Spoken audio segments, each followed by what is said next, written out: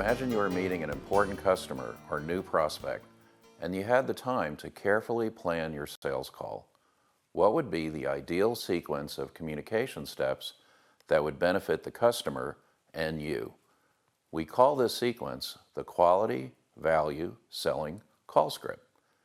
It has 4 steps in the diagnosis phase and 5 steps in the prognosis phase of the meeting. During the diagnosis phase, you introduce yourself and you use an icebreaker or conversation starter open probe. Once you've established rapport, you state a brand promise to establish your firm's credibility, and then you use a series of spin probes to carefully identify customer needs. At this point, it's time to prescribe a product or service solution.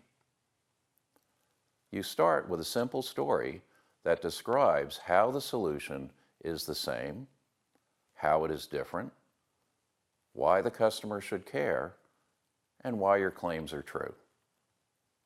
If your simple story is relevant, it should provoke a series of questions.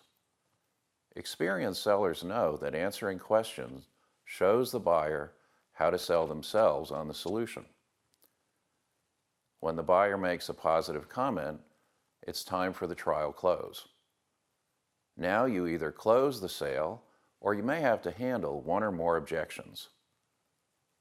When the buyer is satisfied, you can use a presumptive close to set up the next step in the sales process or to get a purchase order. The same sequence works for important meetings that may not involve a sale, but may be focused on starting a project, resolving a difficult service problem, or addressing a technical challenge. Whether it is a one-on-one sales call or a group meeting, it makes sense to plan how you want the meeting to go.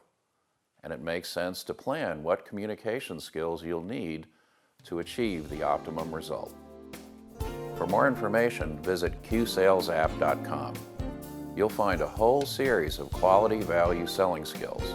And download the QSales app for iPhones from the App Store. For more information on coaching or training, email info@qsalesapp.com.